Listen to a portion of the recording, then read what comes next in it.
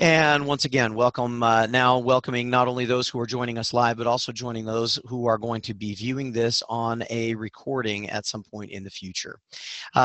Today we've got a very packed agenda. We will be talking a little bit about our mission moment for our first piece. Then we'll be talking about DocuSign for Social Security numbers and IDs.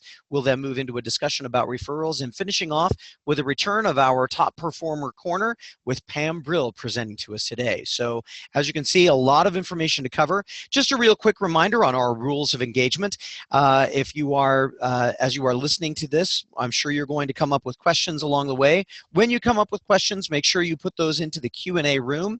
And when you put them into the Q&A room, please choose to put them in as yourself. Do not put them in as anonymous. If you put them in as anonymous, it makes it difficult for us to be able to follow up with you and make sure that we're providing you the support that you might need in order to make sure that we get the fullest value out of our training experiences. Also remember that this will be recorded and pushed out to the blog by the end of the day. And that way, anybody that wants a refresher on any of this, or if we go a little bit too quickly through a section, you can always go back and see that again a little bit later. To start with our mission moment, we want to introduce you to an individual who epitomizes what we are trying to do and what we try to do for all of our students as we work to help them change the direction of their lives by helping them get a career and a better life as a result of the education we provide. That individual that we're going to be focusing on this time comes from our business program, and his name is Tony White. As you can see there, he says if you're serious about your education and you want to learn, Independence University should be a place that you should try. Put him to the test and you'll be pleasantly surprised. Tony had some very nice things to say about us, and very interestingly, his story is one that starts with a pretty good beginning, but he just wanted to make a difference. He said before attending Independence University, he was the Director of Environmental Services for Bonterra Nursing Center. And then as he said one day when he was talking to a supervisor, the supervisor said, hey, if you get a degree, you can grow in the organization, it can benefit you, you can make more money. As you can read there, some of his information about where he started. On his Wall of Fame page, he goes on to talk a little bit about some things that he feels were important about his experience in the university. He appreciated the tutoring center, the student support, and also the technical support. He talked a little bit, his is probably one of the most detailed success stories that I think I've ever seen on our Wall of Fame. He's got a lot of information in there about things that he found, things that he experienced, things that made a difference for him. And I would encourage you to check out his story on that student success, or on that success page, the Wall of Fame area there in Shark. Fascinating perspectives, and a lot of information, a lot of good information that can be useful for us, not only for our perspective as far as looking at what we're doing for our students and the difference that we are making in the lives of some of our students, but also being able to take a look at it from a standpoint of saying, oh, I know students who are going through some of these kinds of questions. I know students who have some questions about what I need to do in order to make sure that I can set the stage for my own success. As you notice, he indicated that effective time management plays a part in his success. Different kinds of things that go along with that. As you're looking for his information, make sure that you look for him there in the on the career service, or in the Wall of Fame area of career services of Shark. There we go, spit it all the way out. So he really, I really enjoyed his story, and I would encourage you to check out his, along with all of the others that are out there. Part of the reason that you have that available to you is so that you can find stories that will make a difference, that will resonate both with you and with your potential students, so that you can give them some pieces that can help them along the way. We're next going to talk about DocuSign. Most of us have been using DocuSign for an extended period of time, and there are some reasons that we like using DocuSign. I just wanted to do a real quick poll. We'll push this out. What do you think are the primary reasons that we use DocuSign? Is it because it is secure? Is it because we want a professional presentation? Is it because we want a consistent approach and execution for everything? Or is it a combination of all of the above? What do you think out there as we look at that information? Looks like most of you in the voting on the polling right now are, we've got about half of our participants that have cast their votes. Most of them, it looks like it's going to be overwhelmingly in the category of D. Some of you are putting that information into the chat bar. Remember, when a poll is launched, you have to do it in the polling area, not in the chat bar. It's not going to do us any good if you're looking at that. A couple of people are saying some different answers, and we'll go ahead and end the polling at about 40 seconds. We've got over half of our group that have responded, so we're going to go ahead and move forward with that. The results on this particular poll, as you can see, let me move that over really quickly. The results overwhelmingly are people saying that it's all of the above, that yes, it's secure, yes, it's professional, yes, it's consistent. We want all of those things to be something that we use as we are communicating with our students. And in fact, that is the reason that we use DocuSign for all kinds of our communication, right? Whenever we're asking for information going back and forth between our students, we want something that is secure, something that we know is going to be protected, is going to be locked, is going to be useful for them, also useful for us, but that is going to be very secure. We want something professional that makes us look like the high quality organization that we are, not like an organization that just sends out pieces of information haphazardly. We want that professional appearance in the EA and the other documents that we send out. We want it to be consistent.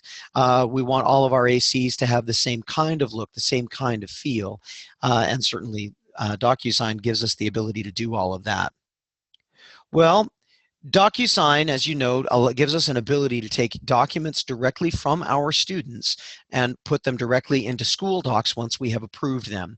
We don't need to worry about whether or not we're tracking them correctly. We don't need to worry about trying to save them someplace and then load them someplace else. If we obtain a document through through DocuSign, we know that it will go into School Docs directly and then can be used by the rest of the organization, because the rest of the organization, while they don't have Velocify, they do have School Docs and they do have Campus View. Well, wouldn't it make sense then to do everything that we possibly could through DocuSign? This was a question that I'm sure was being asked from several people at several different times, and the answer is sure, we would love to do that. And a group of our employees here have figured out how to make that work.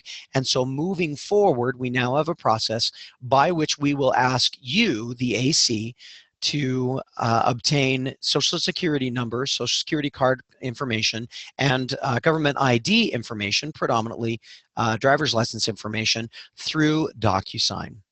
The way that we will be doing that is very similar to everything else that you've already done. We know that you guys know how to use DocuSign. It's not an unusual tool, and that's one of the reasons that we decided to go with DocuSign being the place that we would work with that. Understand that we're going to start rolling that out and ask you to start working with it today. 15 days from now, or on our next All AC biweekly call, actually it'll be a day after, 2 weeks and 1 day from now, we'll be rolling out a PD20. And on that PD20, we will ask all of you to just give an indication that yes, you understand that DocuSign is the way that we obtain this information from our students. And on that All AC biweekly call that precedes that PD20, we'll have time for significant questions that you may develop as we go through this process. I'm not anticipating that there are going to be significant questions, because as you will see when as I show you these documents and the process involved with them, there's not a major change in any kind of a process, and there's really nothing difficult about the process. It's very, very similar to what we've already seen. As all of us are familiar with the interface for DocuSign, I'm not going to go through the process of showing you how to log in. If you've got difficulty logging into DocuSign and you can't remember how to do it, talk to your ADOA. I'm sure they'll look at you and give you all the encouragement and coaching that you need, or contact one of the members of the training team. We'll help you remember how to do that. You'll simply, when you're in DocuSign now, this will be one more document that you can select. You'll choose your online document from the shared templates. Different ways that you can search for those. You'll want to find the one that is entitled ID, the other one that is entitled SSN, or for Social Security number. Once you've found the document that you're looking for, you'll input the recipient's email. Remember, that would be the student's email, as is indicated here. And after you've entered the student's email, you'll enter your own into that second field.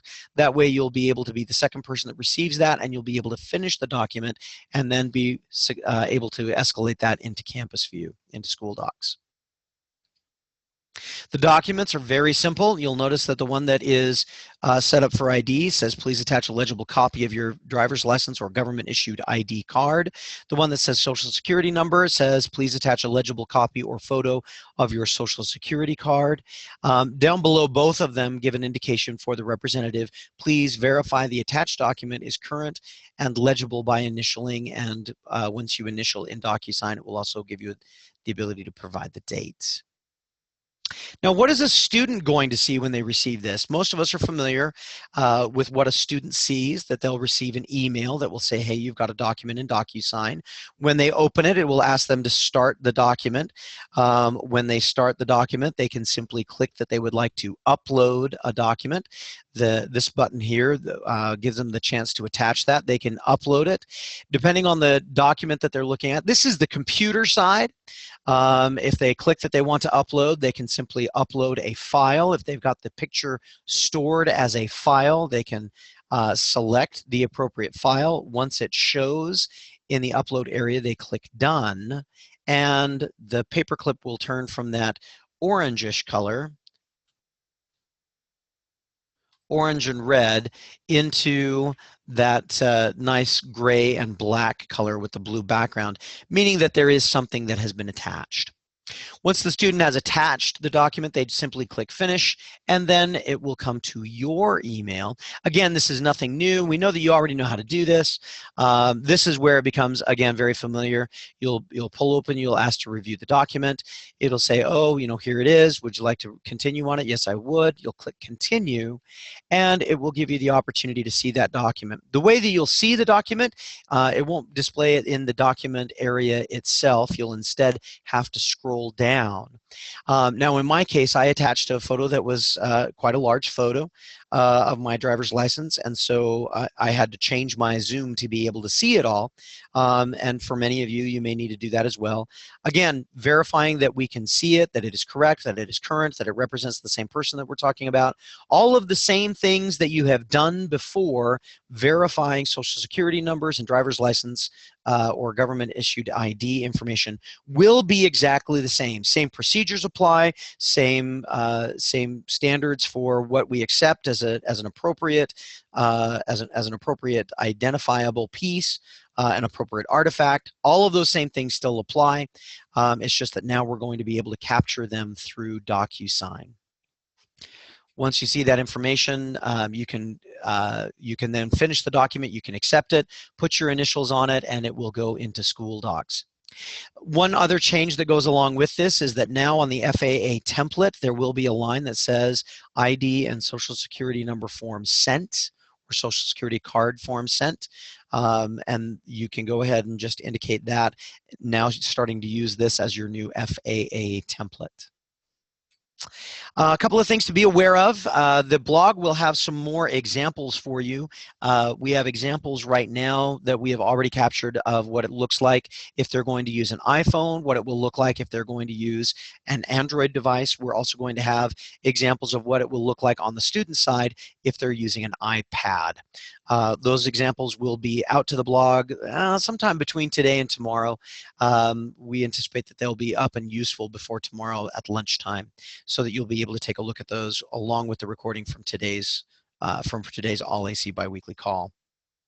Remember that there's no need to, we can remind our students that there's no need for them to sign up for DocuSign when finished signing. It will prompt them to do so, but they do not need to do that.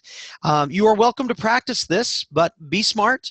If you're going to send out documents through DocuSign as a way of practicing, remember that rather than escalating them into School Docs and muddying up the system, simply void the envelope before you when you've had a chance to send it to yourself, see it, work with it. You can void the send, void the document, and then we don't have to worry about pushing a lot of stuff into School Docs that we aren't going to need. Again, you'll want to be aware of the fact that 15 days from now, we will be asking you to sign a PD-20. 14 days from now, we will have another review session on this process and give you an opportunity to ask any questions that you've got about things that you may have run into. We have had some groups that have been practicing with this for quite some time, and the feedback has been overwhelmingly positive. It's been a good process. It's been a good system. We haven't run into any significant hiccups, and the hiccups that we have run into, they've been able to address and make work out. We may find more. We may find more hiccups as we move forward, but I anticipate, and so does the rest of our operations team, that those hiccups will be small, and that we will be able to find some real good value from this process moving forward. So again, watch your email, be aware of that, start practicing with it, make sure that you're starting to use this process. Today is the day that we want you to start using this process. Don't wait until later, don't wait until tomorrow, don't wait until next week. The next time that you need to obtain that Social Security number and or Social Security card information and government issued ID, use the documents that are now in DocuSign and send those to your students. Make sure that we're putting that more professional look that we possibly can, giving ourselves as much credibility as we possibly can, and using it in the most secure way that we possibly can. With that said, I'm noticing a question that came up in the Q&A. What can we tell our students about how DocuSign is more secure than plain email? You know, you can just let them know that that rather than going through an email system where it's maintained by us, it's maintained by a third party. DocuSign as an organization is responsible for ensuring the security of documents for all kinds of organizations, not just ours. Can you add the FAs to the signing process or just keep it at the AC level? I don't have an answer for that. I've not asked that question. We have Stephanie on the line, but I don't know if she has the answer to that one either. Is that one that we want to take offline?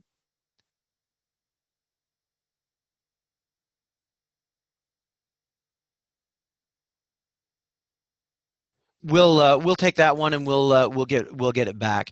Yeah, you know, when you receive it, I mean, it'll be something that they would have access to in school docs.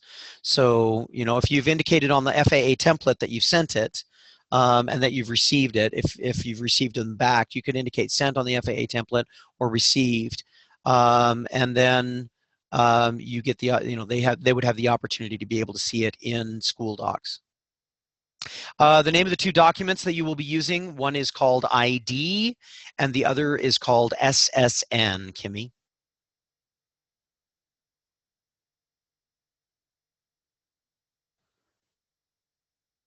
All right. Well, with that said, we do have a guest presenter with us today. We have Mr. Stephen Flake, who is going to be joining us and talking to us about referrals. And with no further ado, I am going to turn control over to Mr. Steve Flake. And Steve, take it away. It's all yours. All right. Thanks a lot, Todd. I appreciate that. I'm excited to talk to you guys today about referrals. I know it's something that we haven't been able to really push that much recently in the last year or two, just because of our dialer system and the TCPA requirements and regulations. But now that we have our soft phones and you guys have all gone through the training on how to the process when it comes to referrals and everything like that, we really can push referrals. And I really do feel that that is a missing piece that can really take us to the next level when it comes to our process and everything like that. So let's get into it. I am really excited to talk to you guys about this, because referrals are like gold. You think of Austin Powers, gold, Mr. Powers, gold, but they really are. Having a referral is just one of the greatest things, the greatest compliment you can have as an AC is to have someone refer their friend to you. So during the process, we're going to talk about a process that you can use to get referrals. We're going to talk about the timeless art of referrals, and actually about systems that you can use to get referrals. So first of all, it really is an art, and it is a timeless art to get referrals. I appreciate Todd with opening up this meeting with a little Michael Bolton, because who doesn't love Michael Bolton? And his album, Timeless. Look at him there. It was the classics. Apparently, this was volume 2, because if it was volume 1, I think he'd probably have a mullet. But he's looking pretty good there. But it really is a timeless art to get referrals. And it's something that you guys really should try to work on and hone your art of getting referrals.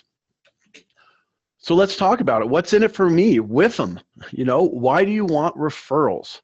Well, really, this is your business, and you should really think of your cubicle or your home office, wherever you are, as your own business. You know, you are the project manager. You wear so many different hats. We all know that. UACs do so many different things, but really think of it as your business. If you're a small business owner, you've got your little storefront there, and you're trying to get people to come into your door. You might do print advertising, newspaper. You might, you have a website or something like that.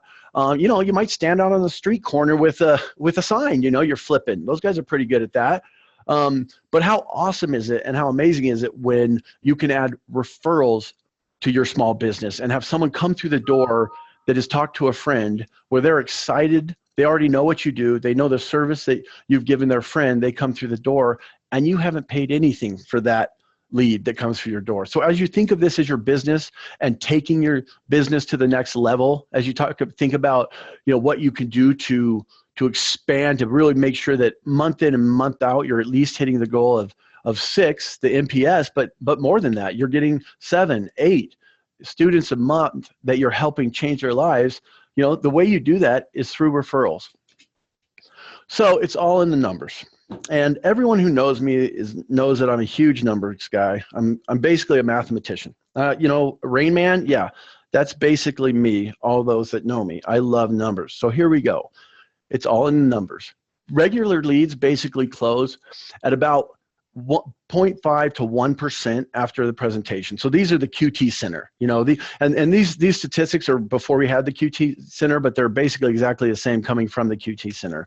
About 1% actually close that we can get over to you guys. It's higher from the leads you actually get from the QT Center, but basically that's 1/2, or 1 of every 100 leads will start. So referral leads, they actually close at 10%. Of course, at 10%, that is 1 out of every 10 referral leads that closed. And actually, I am lying. I did lie to you. I'm not a mathematician. I'm not great with math, I'll tell you that, but I think 1 out of every 10 is better than 1 out of every 100 leads. So obviously, it's great not only to have the referral leads because they close better, but you're working harder or working smarter, not harder. I think you should work harder and smarter personally, but you're really working smarter by really driving the referral leads. Basically, 1 out of every 5 referrals will start. So again, it's all in the numbers. Let's keep talking about numbers. We just got back from Vegas. Vegas was awesome. I know not everyone on this call was on Vegas or at Vegas, but we definitely want to see you there next year. But everyone that went to Vegas, they came back, and all the feedback I've gotten so far was just how awesome and amazing Vegas was, and like I talked about earlier, what's in it for you? I mean, also what's in it for the company? Why do you care about the company? And what Vegas did for me and a lot of others, the feedback I got was just how awesome was it to have Eric Julin there, our CEO, just have an open panel for what it was at maybe an hour and a half, fielding any questions that we want, how transparent he was about our growth, our struggles, where we're going, to have Cody Larson there to talk about, our future picture and the growth of the company. And I know for most everyone here at IU, this isn't just a job. You guys love what you do, and it's a career, so you want to think about the growth of the company and helping the company grow. Well, when we talk about that, each lead actually averages about $40 that the company spends per lead. Okay, and of course we have some leads that are more, some of our hot leads, and some are maybe a little less, but on average we're spending about $40 per lead. Okay, and so marketing purchases about 10 leads per day for each AC on the floor. And again, these statistics, I mean, it can vary a little bit, and these are the statistics I had from about a year ago, but I believe they're about exactly the same or close to it. But marketing purchases about 10 leads per day per AC on the floor, and sometimes, I mean, these are the leads that the QT Center is calling on, right? So when you get like 7 transfers a day, I mean, that's actually, probably quite a bit more than 10 leads they had to call for you specifically to get those leads over to you. But if you think about it, in a 4-week time frame, this is $8,000 of leads that are spent per AC per month. Again, go to a 12-month time frame, and that's about $100,000 that marketing that the company is spending on you each month. So, I mean each year. Sorry, but what I would say, first of all, think about each one of those leads. Think about how much they're spending. So I would first of all say, don't blow people off or don't cherry pick, because we're spending a lot for these leads.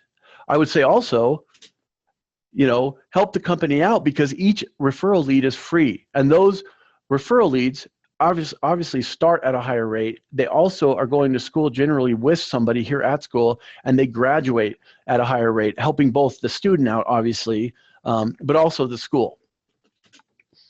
So I've got a question here for you. We're going to talk about a system. We're going to talk about a referral system. But first of all, I wanted to ask, what does having a system mean to you? You guys can type it in there. You know, let's get some feedback. I know you guys aren't asleep right now. So what is a... Go ahead. Steve, I'm ready to read any of the answers that come through on the chat bar. So guys, if you'll type in your answers of what it means to have a system, we'll trying to give those back over to Steve and to everybody else.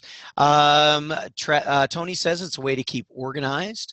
Tammy Hammer says a process. Sheila says it's a standardized method.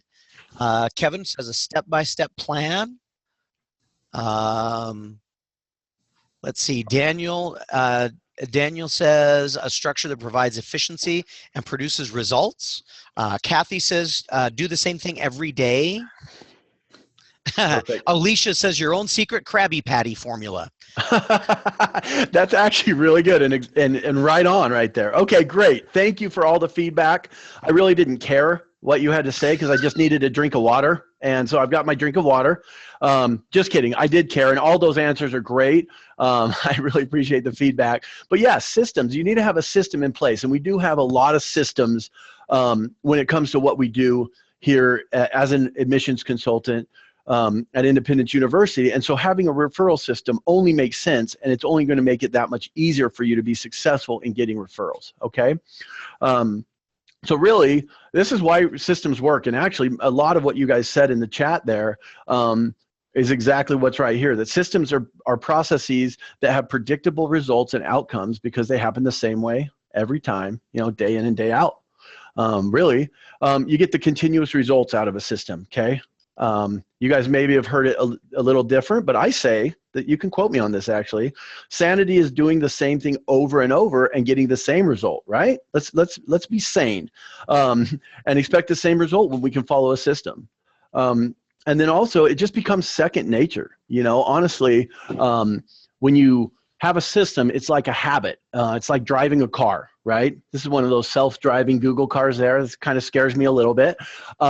But something else that scares me quite a bit is the fact that my daughter just turned 16 a few months ago. And yeah, sometimes I'm in the car with her and it's touch and go. And sometimes a little bit more touch than go. It's pretty scary, actually. And I watch her driving, and as she has to think about every little thing, about the mirror, the blinker, the gas, you're putting it in drive, all these things. And she asked me the other day, you know, Dad, you're such a good driver. And all of those that know me know I'm an amazing driver. No comments from Jamie that's been in the car with me. But anyway, it was kind of funny when she said, "You're such a good driver, Dad." And I thought about it. I'm like, man, I don't have to think about anything when I drive, right? It's a system and a process that I've been through so many times. It's a habit. But in the beginning, there were times when I was a new driver, it was awkward. That can be the same thing with getting referrals, you know, until you have the system down, that you've done it multiple times over and over again. It can be a little awkward, or you're not great at it. But I challenge you to really get this system in place that we're going to cover and use it to increase your referrals and help more students change their lives. So let's go ahead and talk about the referral system. It's called POWER. All right, we love acronyms, right? PWWR. And we're going to talk about what each one of those stand for right now. So really, it's a referral generation system, and it's got 4 simple rules. Okay, it's basically, first of all, you want to plant lots of referral seeds during the enrollment process. Can't forget about planting, right? If you want a garden, you've got to water the seeds constantly. You've got to weed your referral garden regularly. And you got to reap your referrals during and after the referral or the enrollment process, basically. You're going to have your own veritable referral garden. You know, it's springtime right now. You know, we're all thinking about planting flowers, planting our garden. We did wake up with snow here in Utah this morning, which, you know, didn't make me think. I have some tomato plants I actually had to bring inside this morning when I saw it. Yeah, I think Colorado Springs are supposed to get like 4 to 6 inches in the next day or two anyway. But it is spring, and we're thinking about gardens. So let's go ahead. Let's move on. So first of all, plant, baby, plant. You know, you've got to plant your garden. And really, what planting means is that you've got to ask for your referrals. You know, you've got to put it out there that you like referrals, that you want referrals.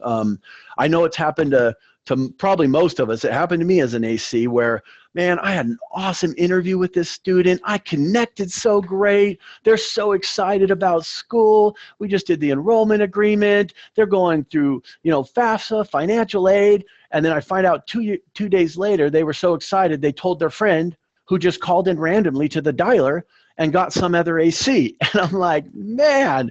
And of course, we're all on a big team together, and we're excited that that person's changing their lives. We're excited for that other AC, but how nice would have that obviously been to come to us? Well, usually when that happened to me, it was because I didn't plant the seed. I didn't let that referral know that that's what I wanted to help more people, that I'd love to help their friends and family. So really, from the first contact you have with your prospective student, you know, let them know that you're asking for referrals. Now, a lot of times on the initial phone call, you know, the interview, you don't always get a referral. You may ask, but you don't always get it at that point because you haven't built maybe the trust with that student, right? They haven't seen the value in working with you. You know, they're not ready to have a friend or family member work with you, but that's okay. You need to plant the seed at that point in time. And then, yeah, during the course of the enrollment, you know, remind them that you want to help others change their lives. You know, you want to help others achieve their goals. Look for those opportunities, even if you're not specifically asking.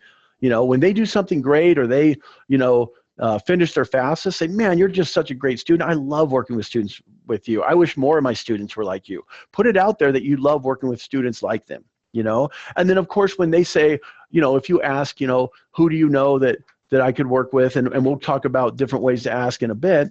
But when you ask them and they say they don't know anybody or whatever else, you know, make sure that you put it out there that, hey, well, when you talk to your friends or family, or maybe through the enrollment process, be thinking of people, put it out there and plant those seeds. So we are going to plant, baby, plant. And I bet many people are too young to know who this person is, but I think Todd might know. Not that he's old. You just called me old, Nope. and I'm sorry, Robert Plant is not old. Okay, I knew you'd get it, Todd. No, you're wise. You're very, very wise. Wise. Oh, thank you. I'll take that. I'll take that. Yeah. Oh, someone saw him live. How cool. So there we go. That's how we're going to plant our referral garden. And actually, there's some other ways that we do plant. But I've got one more question that you guys can type into the chat bar there is, when do you ask for a referral? When is a good time? I mean, I did say, hey, ask on the first call, even though it's not always maybe the best time. You need to plant that seed, but when's a good time? The interview? I can see these two. Yeah. Always. That's good. I like Amy Van Orden saying interview during the process, when they start, always, after every call, during the first week of school. Boy, we're seeing all kinds. Yeah. All kinds of, and I think all of the, Holly Rain says when they sound the happiest.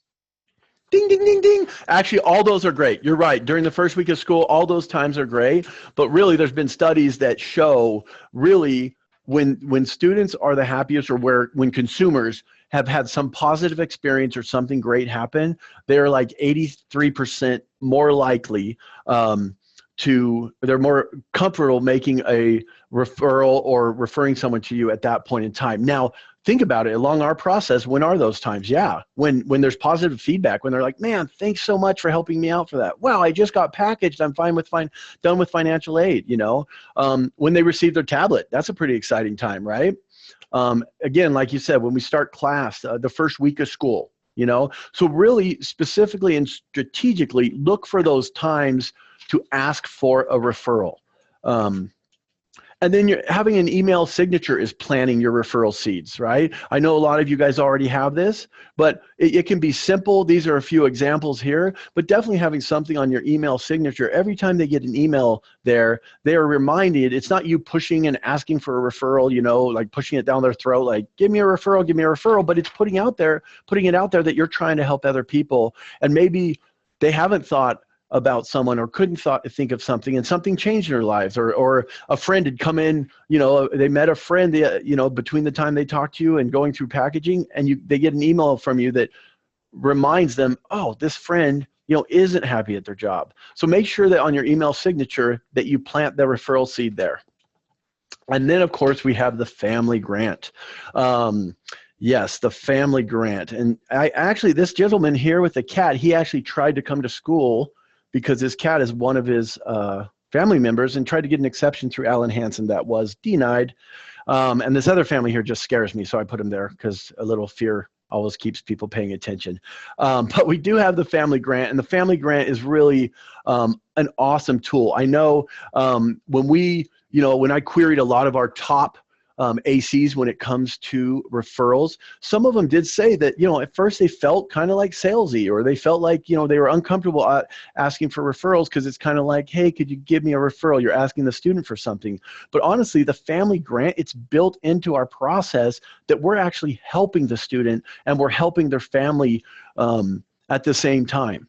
You know, they're helping a family member. So when there's like certain parts of the script, I know it's a guide and everybody should follow the script, but there's one part of the script that no one should ever miss, is the family grant. And I suggest putting it out there that don't just have it as a checkbox that, yeah, I covered the family grant, but make sure you explain to the students how great that is, how cool it is, and be excited about the family grant. I know for me, I had two different brothers that I had gone to a college, and they came to the college with me, and, you know, after me or whatever else while I was there, the college didn't give me anything. I got nothing out of that. When I was married, my wife and I, we went to do different colleges together, and the only thing we really got is the fact that we had to pay for 2 different parking spaces, which I was pretty upset about, and apparently I still am. But honestly, we got nothing. I think it's so cool that we have the family grant to be able to help students, to help their families, to recognize that families that go together, that go to school together, can change, you know, basically their entire family situation, you know, for the future, for, you know, generations to come. So definitely use the family grant. And now we're going to talk about a magic bullet. All right. This is something else. I saw it in the chat already, but something that we have actually loaded into DocuSign right now. It's a magic bullet, and it's called the Student Survey. Survey says, and I guess it's Steve Harvey. You guys probably don't remember this guy from Family Feud. I don't even know his name, Todd. But Steve Harvey's there now. But basically, the student survey. Richard Dawson was his name. Richard Dawson. That's because you're experienced. Because wise and experienced. I'm wise. And right. So is Stephanie. Stephanie remembers as well.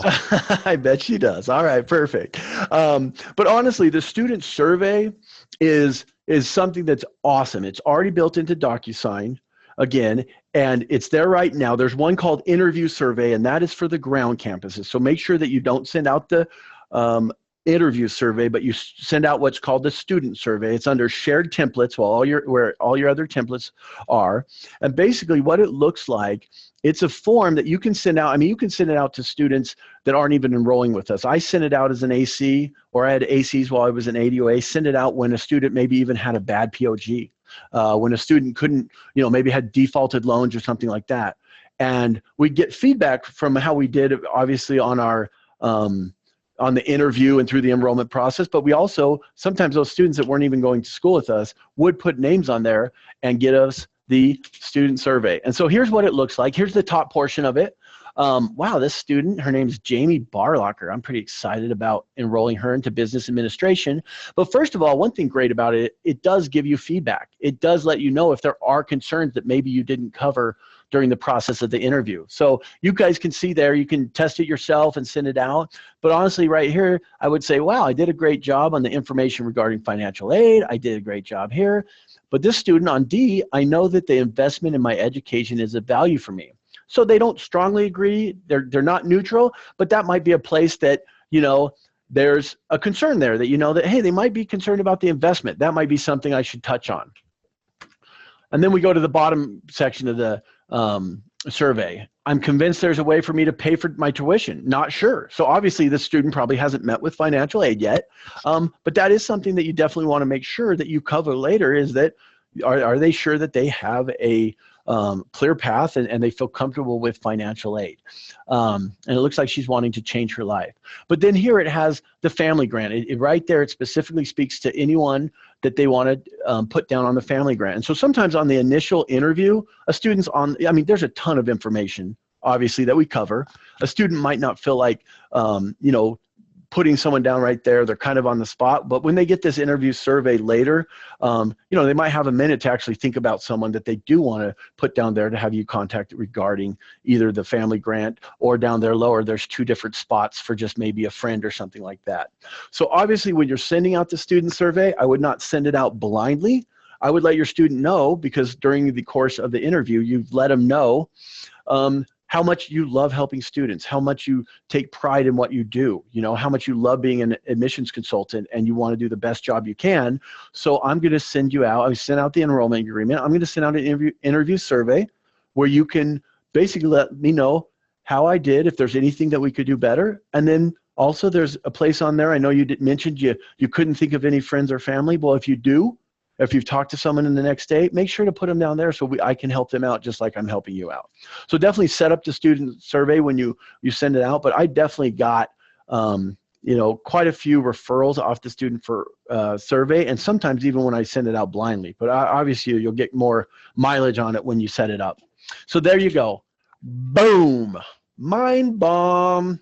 Did I just blow everybody's mind with that? I'm sure. I bet I can't see anybody right now, but I'm sure you guys all look like this guy right here. Just boom, for sure. Blown, that's what I'm talking about.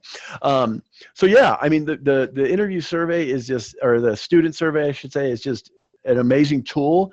And again, with the family grant and the student survey, those are 2 tools that you're not necessarily soliciting referrals uncomfortably. You should still ask, but those are just built into our process. They should be built into planting the seeds. All right, so I've been talking kind of a lot here, so we're going to take a quick intermission. All right, and oh, actually, I don't know if my joke came up here, so I'm going to just say it. Basically, what did the worker at the rubber band factory say after he lost his job? And that doesn't look fun to work in a rubber band factory, by the way, especially when it looks like it's child labor. Aw, snap! Why are you guys so smart? Who got that? We are all now dumber for having heard that. I think it's funny, but I've heard that that's no. Yes. All right. Okay. Now we're moving on. We had a little fun there. Let's talk about watering the referral garden. Okay. Let's bring on the rain. Okay. We planted all these seeds. We're all excited. They're on the ground, but we need to water the referral garden. And now how do we do that? Well, basically, you water the referral garden by making trust building with your student one of your primary goals. They need to trust you and want to talk to you and like talking to you to be able to have them want to have a friend or family member talk to you, obviously, right? So the best watering is basically done when you have a great rapport with your students. Not just you've built some rapport, you have some connection, but when you have great rapport with your students. And I know I have people right now rolling their eyes going, oh boy, Stephen Flake is talking about rapport again. Blah, blah, blah, blah, blah. He's like a broken record. I know Jamie is, maybe Candace. She was one of my ACs back in the day. But honestly, for me, my whole world changed. I'd been an admission consultant at 2 different schools. And my world changed. I'd been a couple years in when I realized the connection and the rapport with the students made everything. I got more referrals and more starts once I really built great rapport with the students. So basically, let's have another question time. And you guys all know, it's probably beaten into your head, but what is rapport? What's the definition of rapport? What does rapport mean? Especially when it comes to us as admissions consultants.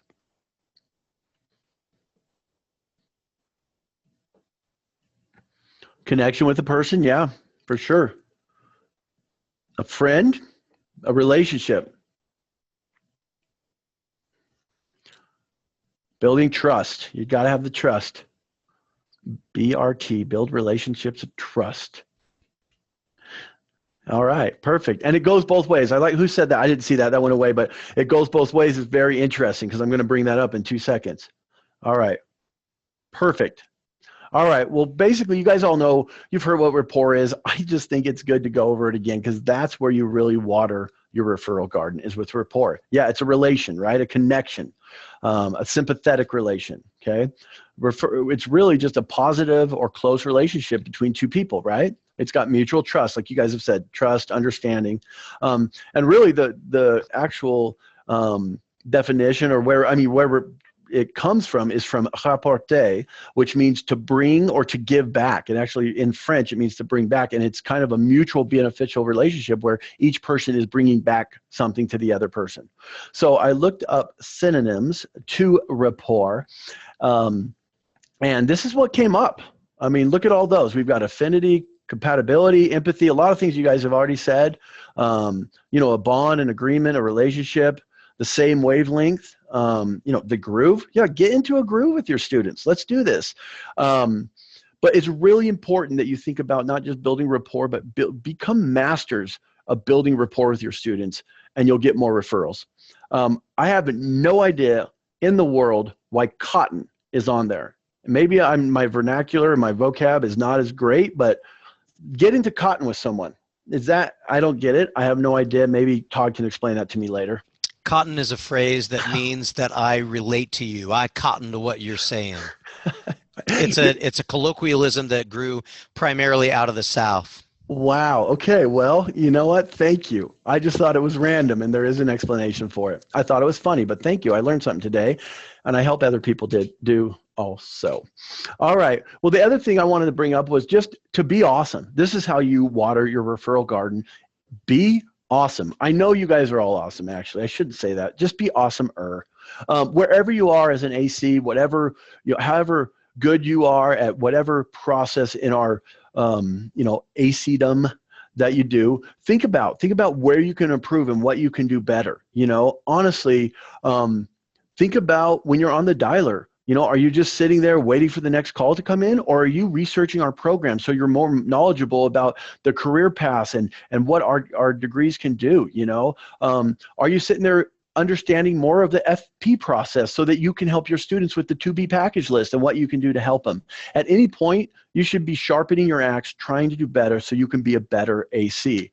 I would also suggest that instead of, if you're remote, before your shift starts or whatever else, instead of rolling out of bed 5 minutes before it starts, but get up a little bit earlier, maybe do some good affirmations, get a good breakfast in, get ready to work. So when you start work, you're ready to be the best AC you can be. And also coming into work, make sure that, you don't get in, kind of mosey around, get logged in, go to the coffee or the break room or whatever else, but do the best you can every moment of the day. Because honestly, the school, we pay good money for ACs. You guys have good jobs for what you do.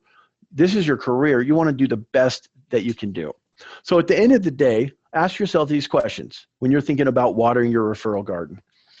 Did I build rapport? Did I build great rapport with my student? Was I knowledgeable? Did I know about the programs, what they wanted? Was I able to fit that in with what the students' expectations and what would be the best path for them? Really, did I help build value? Do they see the value in what I'm doing? Would I refer myself? And honestly, that's a huge question. You need to look in the mirror and say, would I refer myself? Am I referable? We all know that a referral is one of the greatest compliments that you can have, but really think, did I do a great job? Did I exceed expectations? Did I go above and beyond for this student? And basically at the end of the day, if you can answer yes to these questions, guess what? You've just earned the right to not only ask for a referral, but to expect it. You shouldn't be like Tommy Boy there when he's so excited about his little sale. He's like, oh, my sale, my little sale, naughty sale, you're a naughty. You don't want to be like that with your referrals, but you should expect it. You should have an abundance mentality that you're doing such a great job. You don't have a naughty referral. You're going to have all the great referrals you want because you're referable. And that's how you water your referral garden. Now let's talk a little bit about weed. All right. Not that kind. Hey, not that kind. We're talking about weeding our referral garden. Did I mention rapport? Obviously rapport, you're going to weed. And weed is basically when you've got your student going along the process, your little seedlings are coming up, you've been watering them, right? The weeds come and they try to strike down your all the beautiful buds that are coming up out of the ground. I shouldn't have used that word, my bad. Your flowers and seedlings, the seedlings coming out of the ground. So basically what you want to do is make sure that you build rapport, you have that rapport with your students. You also want to be proactive, make sure that you understand your students' exact needs, what their expectations are, what their priorities are. See, maybe if you can see where there's issues or problems or something like that that might arise, look for those to be able to see those weeds coming up so you can get in front of that. If they possibly are UEH or things like that, or you might see issues down the road, make sure that you're proactive with your students. And then also, make sure you communicate. If someone's packaged week 1, we're like, oh yeah, they're super solid, they're good. If we don't talk to them for a week, you know what? Some weeds might have come up in the meantime while you haven't been tending to your garden where, that student might fall by the wayside. So even if you just need to communicate with them and keep them informed every step of the way, keep them informed on a regular basis and make sure, just even to let them know all is well. And then of course, fix any issue that may arise. You might have something that comes up that is your fault. Maybe another department dropped the ball. I mean, that never happens, I'm sure, but maybe you as an AC, maybe you did something wrong. Maybe you messed up. Maybe you told them the wrong thing. I know that happened with me with students when I was an AC a few times where I did drop the ball, but I admitted it. I apologized to the student. I went above and beyond to fix it. I exceeded their expectations, and some of those students actually became some of my strongest students.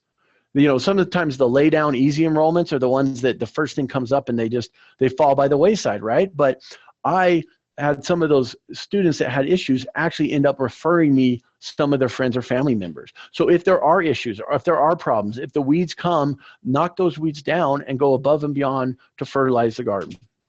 All right, we've planted our seeds, we've watered, we've weeded the garden, and now we're going to reap. We're going to reap. Well, basically, the way you reap is simple. You just follow up. You got to remember, if you've asked for them, if you've done these things, you've got to follow up with them. You've got to ask them again. You planted the seeds, but you've got to follow up to have a constant flow of referrals, right? And I've got a fever, and the only prescription is more referrals. If I could do a Christopher Walken voice, I don't know if any of you have seen that Saturday Night Live, but if I could do his voice, that would have been spot on. But we're moving on. So yeah, we got to have more cowbell, right? Let's get some more cowbell in there. So first of all, every person in your process that you should do time in and time out, we talked about systems, right? In your system, every student that starts, you should send a referral email. Now, you can definitely send a email congratulating them about class and things like that, their first week of class and this and that. This is just an example email, but something to this, something like this email after the first week of class, after their first month in, should definitely be something that you have and you send to every student. I mean, you can send a delayed email even if you want, so you don't have to remember to do this. I did this, and again, quite often, I mean, our best referrals, of course, are our happy ones. I would get them, sending me referrals back when in the beginning they said, no, I don't know anybody or whatever else. And then here's a tip. I mean, when you're asking for referrals, to reap those referrals, give them some ideas. You've got to give them ideas. Don't just say, first of all, I would never say, do you know anybody? That's basically a yes or no question. I would say, who do you know? So they could think of people that they know. So who do you know that could benefit from school? But if you just leave it open to anybody, they're trying to think of every person and, every person they know, basically the whole world, But be specific when you ask, give them specific maybe scenarios or parts of their life when you say, who do you know, that, is in the same situation as you? Who do you know at church? You mentioned that you're really active in your church. Who do you know at church that's not happy with their job or maybe out of work? Oh yeah, you said that you're part of that club, maybe they're in a book club, who knows? Hey, you're part of that club. What about people at your club? If you give them one or two different scenarios or areas of their life that you can be specific at, then they can, they're much more likely to give you a referral, and your chances of getting referrals are much higher. And there you go. Right there, you know, have specific scenarios, maybe specific areas of their life, or scenarios about people who are not earning enough money, you know, people who are not working, people who don't like their job. They'll be much more likely to get you a referral. And then of course, this is just kind of a tip too, but don't make a blind call. You know, when you get a person on the interview survey and you're like, woohoo, I got a referral, I'm so excited to call them. Make sure that you talk to your student first, you know, that they've actually reached out to that person, that they didn't just put their name on, you know, blindly, and maybe find out some more information about the person that you're going to call as well. You know, find out if they're out of work or not, find out what their struggles have been even before you're able to call them. And so that you actually make a warm call and that you know more information about that student. All right. So I've got another question for you. Really, I appreciate it. We're almost done here, but think about it. Think about your own process, about planting, you know, the referral seeds, about watering the referral seeds, about weeding them, and about reaping them. You know, we're all maybe better or worse at different parts. What part of that referral process, if you guys wouldn't mind, type in the chat room, what part are you really good at? Maybe what part are you going to work on? Maybe what was one of the big takeaways that you got out of one of those, what you need to maybe work on or do better?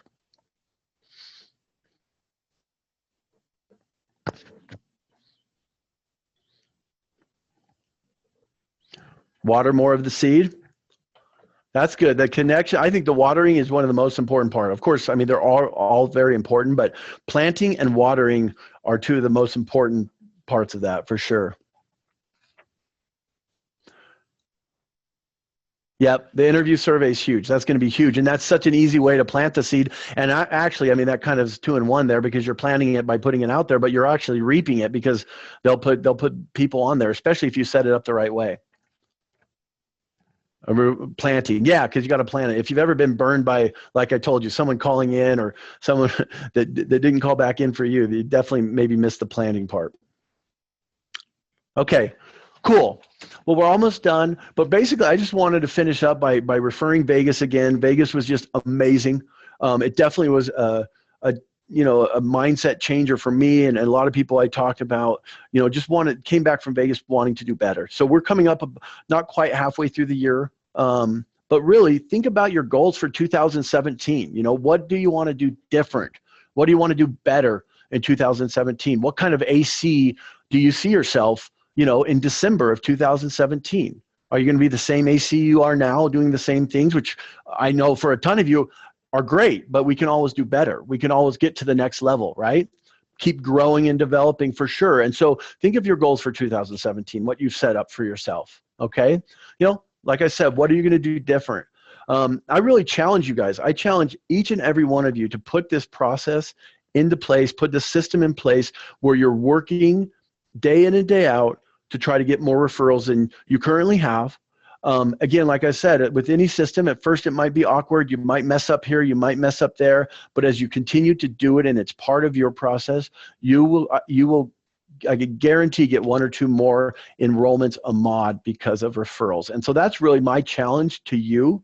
My challenge to you is for each one of you to get 1 referral start for June. How amazing would that be? I mean, that's again how ACs get to that next level, you know, with 1 or 2 more starts. So I challenge each one of you to do that. When I was in AC, I had the goal of getting 10 referrals. I'd interview 5 of those. You know, you don't get a hold of every referral that you interview. Sometimes they're out there. You keep trying to follow up with them, but you interview 5 of the 10 referrals you get. I guarantee I always started 1 or 2 of those when I did that. Now, that was my goal every mod. I can't say, I mean, there were times I got 5 referrals and interviewed 1 and didn't start any, but I put it out there as a challenge that should be your goal. Every mod is 10 and 5. And now I did ask Todd if we could have a little time for dancing, and he told me all the time that was allotted for that was 15 seconds. So guess what? Everybody has 15 seconds to get up and dance if they'd like. I don't have any more Michael Bolton, which is too bad, but go ahead and dance for 15 seconds. And 15 seconds, and you are more than welcome to dance your 15 seconds while we conclude our call. We are at 2:29. We don't want to keep you off the phone for more than an hour. So Pam, I know that you've been very patient and you've been standing by ready to go forward, but I'll tell you what, Pam, we're going to have you present next time because we want to make sure we get everybody back to the phones as quickly as possible. Again, Steve has done a wonderful job. He's given us a lot of things to think about. Hopefully you guys are already thinking of some ways that you can implement all of this information for you in your situations. I'm going to go ahead and stop our recording and